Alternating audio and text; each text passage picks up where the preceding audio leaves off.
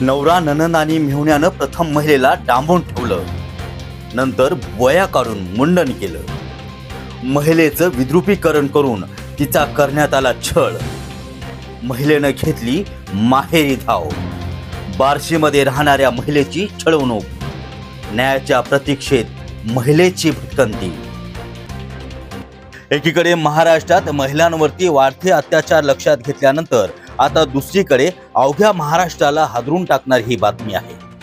बार्शीमध्ये राहणाऱ्या महिलेच्या भुवया काढत मुंडन करण्यात आल्याचा प्रकार घडला असून 2 दिवसापूर्वी या महिलेनं बार्शी शहर पोलीस स्टेशनमध्ये तशी तक्रारही दिली आहे. 9 मार्च रोजी महिलेश बार्शीतील तिचा नवरा, मेहुणा, ननंद यांनी चारित्र्यावरती संशय घेऊन आणि कौटुंबिक वादातून घरात 10 दिवस डांबून ठेवल्याचा आरोप या महिलेने केला आहे. नवऱ्याच्या तावडीतून सुटल्यानंतर महिला धाराशिव जिल्ह्यातील आपल्या माहेरी आली असता बार्शी पोलिसांकडून कोणतीही कारवाई केली जात नाही असं सांगून महिला तिच्या आईला घेऊन परत एकदा ग्रामीण पोलीस स्टेशनमध्ये आली. मात्र तक्रार बार्शी पोलीस स्टेशनमध्ये असल्यानं बार्शी पोलीसच याचा तपास करू शकतात असं सांगून महिलेला आल्या पावली परत पाठवल्यानं न्यायासाठी आता महिलेची भटकंती सुरू आहे. ब्युरो रिपोर्ट, महासागर न्यूज.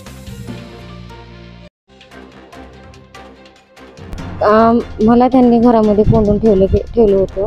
मला सतत टॉर्चर करत होते कारण माझ्या नंदेचं माझ्या मेहुण्यासोबत अफेअर होतं. ते माझ्या मिस्टरांना मी सांगितलं. त्यांचं म्हणणं असं होतं की तो त्यांचं उघडं करू नको आणि त्यांचं तो जगासमोर आणू नको, म्हणून ते सतत मला घरामध्ये मारत होते, आणत होते. माझा त्या प्रकरणाला विरोध होता. घरामध्ये ठेवून त्यांनी खूप त्रास दिला मला. बाहेर येऊ सुद्धा दिलं नाही त्यांनी मला. आणि सतत मारणं, हाणणं, परत माझा चेहरा विद्रूप करून टाकेन, तुझं जगासमोर तोंड दाखवायसारखे तुला ठेवणार नाही. तरी त्यांनी मला तसंच केलं. त्यांनी येऊन मला माझे केस काढले, माझ्या भुवया काढल्या, माझ्या चेहऱ्यावर सिगारेटची चटके दिलं असे बोलले होते. सतत मारत होते आणि लोखंडी पाईपाने मारले त्यांनी मला. सतत त्रास देत होते मला घरामध्ये. कुणी हा त्रास दिला, कधी दिला? हा त्रास माझ्या नंदनं, माझ्या मेहुण्यानी आणि नवऱ्याने दिला. 9/3/2025 म्हणजे 9 तारखेला दिला त्यांनी मला हा त्रास. परत सतत त्रासच देत होते. आणि 27/3/2025 मध्ये ते बोरगावला गेले, म्हणजे माझ्या सासरी गेले. आई आजारी आहे असं बोलून मला त्यांना गोळ्या देऊन येतो असे बोलून गेले. आणि मी तिथून पळ काढला आणि माझ्या कासारवाडीमध्ये बहीण राहते तिथं जाऊन मी पोलीस स्टेशनमध्ये तक्रार नोंदवलेली आहे त्यांची.